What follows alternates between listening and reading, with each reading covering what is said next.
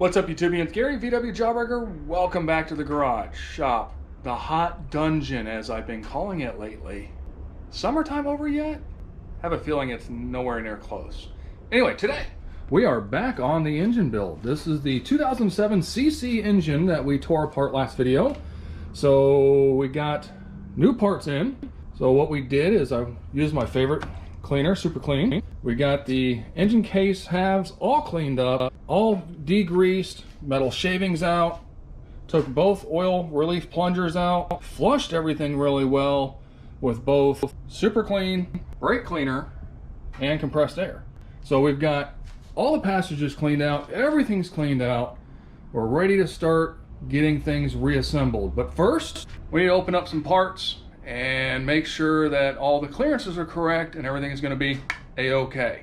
So we'll jump on that. Let's build this engine. All right, so one of the first things I like to do is go ahead and verify everything's proper in the case. So here we are looking at the one side case. This is actually technically the 3/4 side. This is the side with your main studs, so you'd assemble everything this way. Now we're going to go ahead and check all of our bearings. Now again, this engine only has about 500 miles on it, 300 to 500 miles on it top, so we're using all the same bearings. We don't need a line bore, we don't need a thrust cut. The bearings fit perfect. What I'm checking for is oiling. So you've got your dowel pin hole, you've got your oil hole. Oil comes out of the crank, or I'm sorry, out of the case, hits your crank, goes through the crank to your rods. That's first step. So you've got your dowel pin. What I like to do is put a little paint in there, and it'll show you right there, we've got probably a third of that oil hole blocked by the bearing. So the easiest way to do this is modify the bearing so you get 100% oil flow and don't have any restrictions.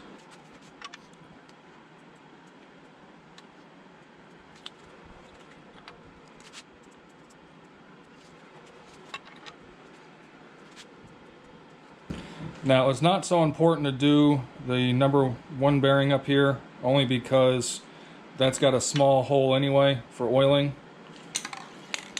So it doesn't require a whole lot of oil to that one.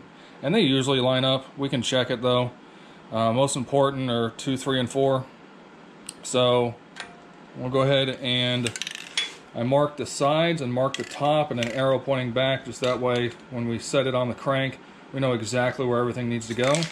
Let's take a little bit of spray paint, hit it like that, and with our marks it makes it easy to drop it right in place.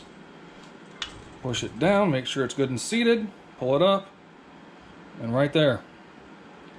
A little bit of blockage. And then just wipe off the paint if you so wish. A little bit of brake clean. She's good as new. Well, same with that one there as well. A little bit of blockage, not much, but a little bit. A little bit can make a difference in oiling, in my opinion. It's like fluid dynamic basics, right? All right, let's go modify those bearings. So I just usually use a Dremel with a little carbide bit on it. Doesn't take much. It's not super hard material. It's not super soft material. And all you're gonna do is just give that a little angle.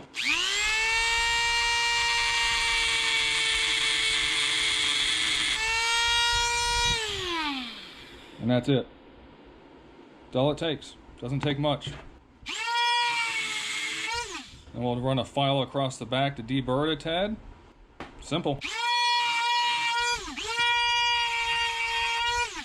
You're just throwing that down so it just touches the center channel right there, because that's your oil channel. So your oil comes out, hits that channel, then distributes. So that's it. We'll wipe these down real good, and then we'll go ahead and move on to the crank. So here we have the brand new forged crank from CB Performance. Go ahead and open this up. There we go, and you can see right there, CBP. So this is a actual forged CB Performance crank. Still got all the oil coating on it. To start off with, most important thing you do when you get a brand new crank, besides mic everything, is you've got little Allen resets right there. We need to pull those and flush out the oil passages. Trust me, there's stuff in there you don't want on your brand new engine. That's a 4 mil. So it's right there. So basically, every top side you've got one. So there should be 4 on this one.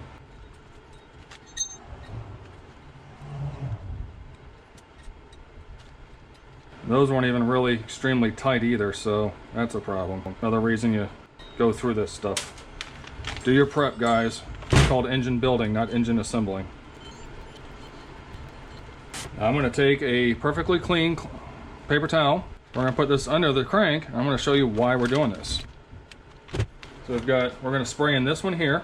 We're going to spray in, and stuff should come out the bottom. Let's try that again.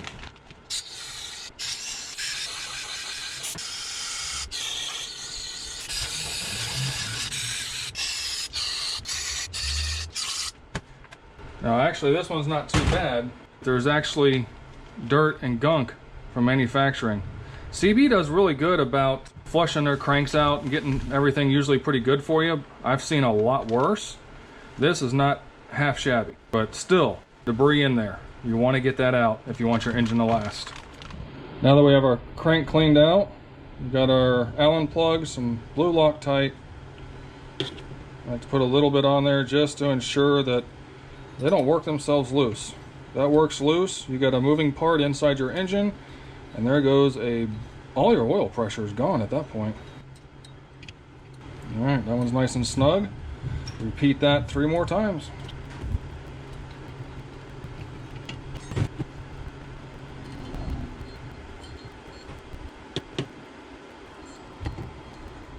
All right, we got all of our mains measured. We've got all of our rod journals measured. Everything is perfect. We're going to go ahead and take our bearings, lube things up. We're going to go ahead and drop it in the case, torque it down, and just do a dry fit, see how things are. So we'll start with a little lube. This is actually assembly lube and some oil kind of cut in. These marks on the bearings help you remember which way they go too. Actually, I think what I'm going to do, that's nice, that spins nice, but I want to see how nice it really spins. I think we're just going to put some regular 30 weight on it. A little less slick. Bearing should spin a little freer. That's nice. Same with up here. We're not going to bother putting all the gears and everything on just yet. Alright. We'll drop her in. We need to go ahead and put our middle bearing in as well. Alright, we'll go ahead and drop the middle split bearing in, hit a little oil, and when you drop your crank in, again, those marks will help line up those dowel marks.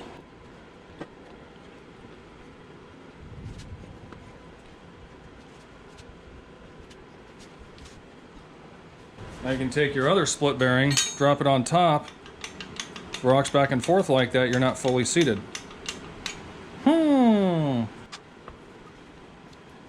Yep, not fully seated. There it goes.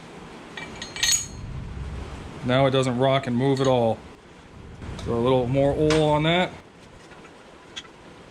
Got it put back in the case here. Again, we're just mocking this up. I'm not going to bother putting washers and all that stuff on. We're just mocking things up to make sure we have everything a-okay. This checks out fine, then we'll move on.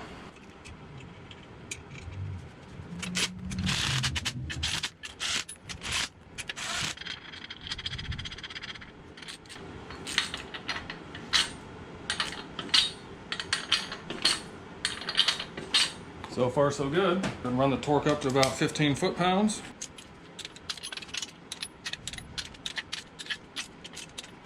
All right, there's 15. Still spins really nice. All right, jump it up to 25.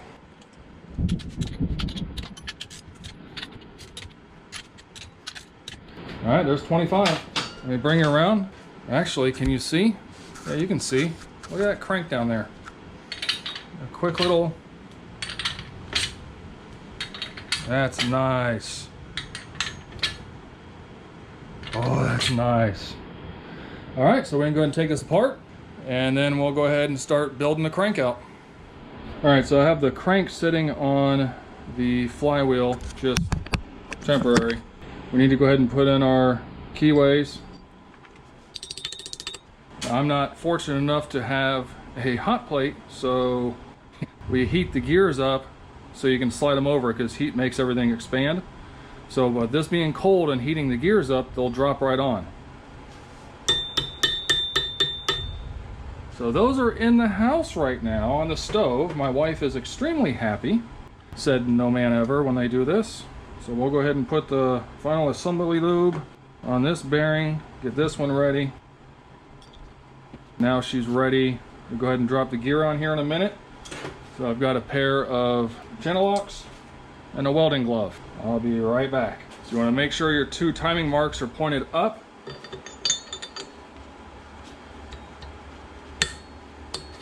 There we go. Now we drop on the spacer, and then I'll go get the timing gear.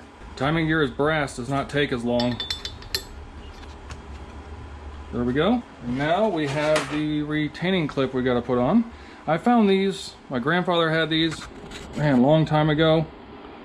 These work great. They're like flattened on the end. I don't know if he made them or what, but they work amazing for this sometimes. All right, there we go. Yeah, we're in place. We are good. And I put that one in prematurely. We got to put the oil slinger on and the other bearing. Easy enough, take a punch, and just come right out. All right, so right now, all of our marks are pointing down because that's the direction we put them. So I'll throw some assembly lube on this one. Make sure our mark points down because that's the way we did it. There we go. Oil slinger. Always, the concave always points out, not in. Now, we can put our Woodruff key back in, our little keyway. That's what the crank pulley actually gets set to. All right, crank is assembled. Now, it's time for rods. So our rods here are a brand new set of CB Performance. They say they're an I-beam. They're supposed to be like a stock replacement, but they're 5.4 inch in length. So they're stock length rods, stock rods. Actually, they look really nice. CB, nice looking rod, especially for the price. Can't beat them. Now with the rods and the crank, I went ahead and laid the crank down this way. It just makes it easier. Basically, you're going to go bearing tangs down on these. So you've got the bearing tangs there, none on that side. So normally on a stock application, you've got a raised bump right here. That raised bump always faces up for proper rod orientation. So basically you've got 2, 4, 1, 3. So that's cylinder 1. I'm sorry, that's cylinder 2. That's 4. That's 1. That's 3. And the rods need to go in the proper orientation. You don't want to flip them over and then being upside down. So I like to do it this way. This helps me. But anyway, I like them to be on the proper side of the engine. That way I can assemble it properly. Then I can raise it up, torque it, and we're good to go. Now I do have a brand new set of Silverline bearings. These are standard, of course, because everything's brand new. These are not 10 under, 20 under, nothing like that. Now one thing you need to watch for. I'm going to go ahead and take a rod, put the bearing in carefully. Wow, they actually fit nice. So from what I'm seeing, CB Performance actually makes a little bit bigger groove right there for the tang, as where stock is not. And normally what you'll have to do sometimes is file the back of that tang down to get it to sit right, because if not, it's got to really protrudes out. And what happens is then that kicks out a little bit, which then creates a tight spot, and you get a really uneven wear right there. It's no bueno. It's not good. So we'll go ahead and load all these up, make sure all of them fit properly. I'll go ahead and get them installed on the crank, make sure everything's a-okay. Yeah, they're fitting good so far. That's amazing. I think this is the first time that's ever happened.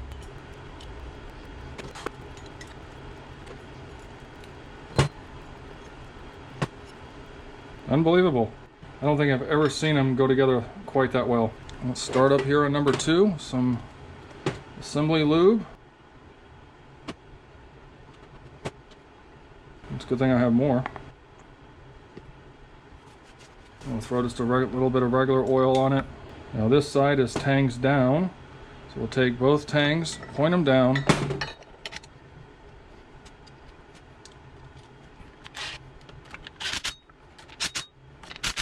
My gosh, that is nice. Tangs are down for that one. Next is 4. Both tangs are down.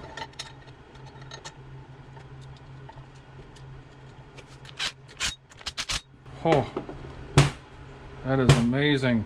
So nice. All right, next is number 1.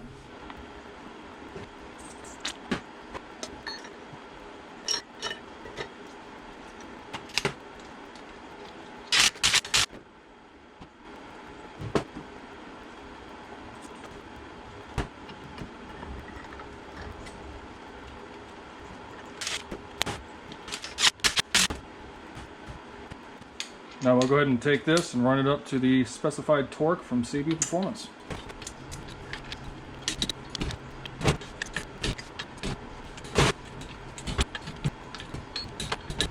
Now with those having those thick assembly lube on them, they're not going to spin really easy, but they do spin nice. No issues there. Now the crank's ready to drop into the case. So we're going to go ahead and drop a little bit of the assembly lube on this bearing half. Now one thing I should probably go over before I go much further is your cam and cam bearings. You've got a double thrust, you've got one a little bit bigger and one a little bit smaller. A little bit bigger one goes in the middle, the smallest one goes back here on the back. Now one thing I already verified is I already took the crank and spun it, and there is just a little bit of play back and forth, which is what you want. Most of the time these front bearings have to be clearanced, and what I mean by clearanced is they just need to be sand down, because they'll actually pinch here, and once the case goes together your cam's going to lock solid. So on the crank I like to hold rods 1 and 2 and drop 3 and 4 down into their respective homes, and then now it's just a matter of lining up our bearings once again.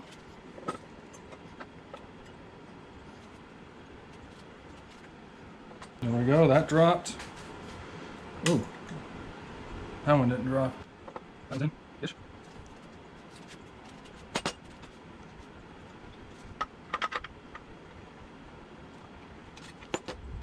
Take our half bearing. Well, we're not there yet. Got some wobble. I don't know if you can see that or not. But actually, not set all the way in.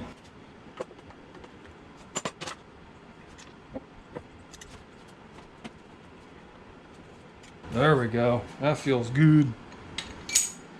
And it does not rock back and forth at all. So that is in its home. So before I put this motor away, or when I pulled it apart, I marked all of the lifters so they can go back into their respective homes. So right now, 4E is exhaust, which is the outer.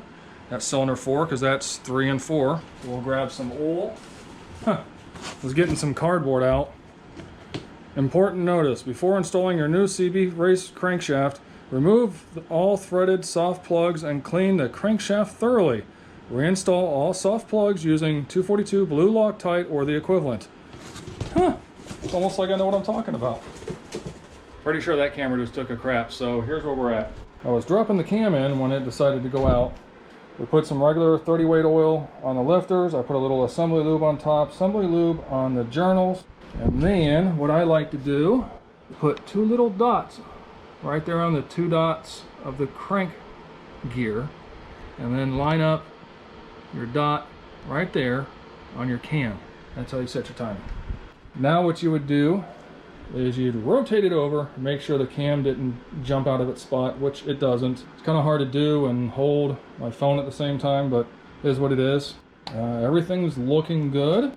So now we'll go ahead and figure out how to mount this somewhere so we can continue on recording and I continue showing you what's going on. But next, we need to get the cam plug cleaned up, ready to install, get all the lifters and everything installed on that side, the half bearing on that side, which we used here to double check to make sure everything's a-okay. It popped out, so see? So I leave it out till the last time. So we'll go ahead and get the other case half prepped and ready with the lifters in there. Make sure all that's squared away. Cam plug. Yeah, I think this case is about ready to go together.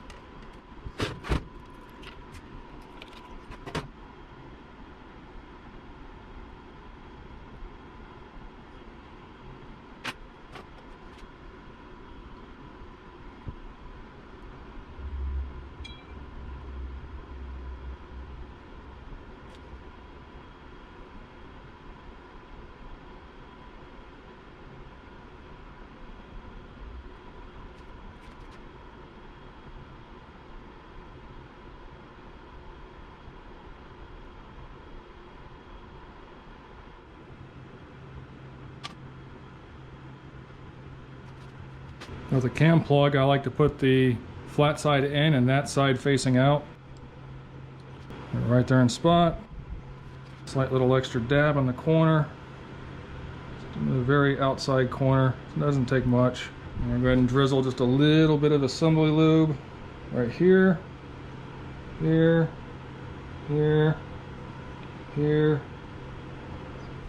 And I added just a little bit to that side. Now, get the rods to stand up straight, maybe. Sometimes. Nope, come on. Cooperate. Nope, you're not cooperating. Now I'm trying not to get the silicone all over me. Alright. I like to add just a smidge of sealant behind the washers. It's just my preference. You do you.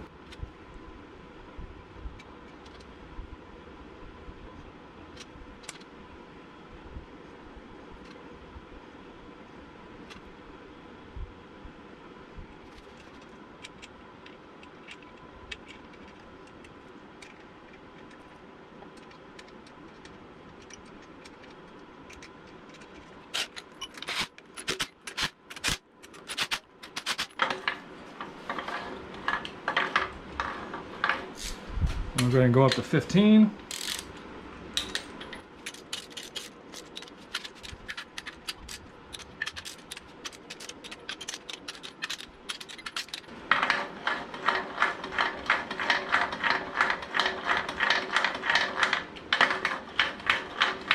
Very nice. Now we'll go ahead and jump on up to the last torque setting.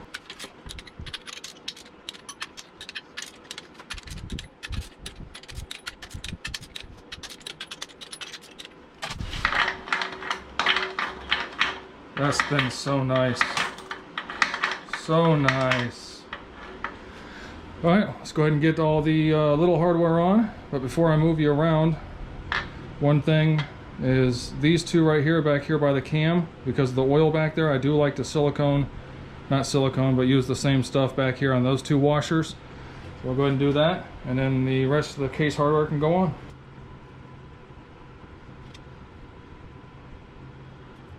That's the only two that get any kind of sealant.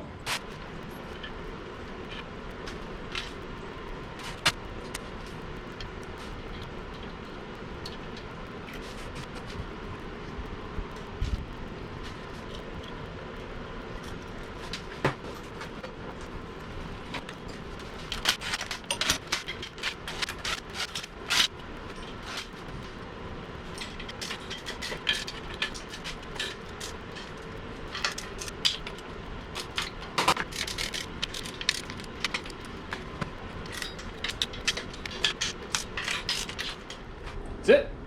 Case is closed. See what I did there? So we got the case all back together. Everything is good.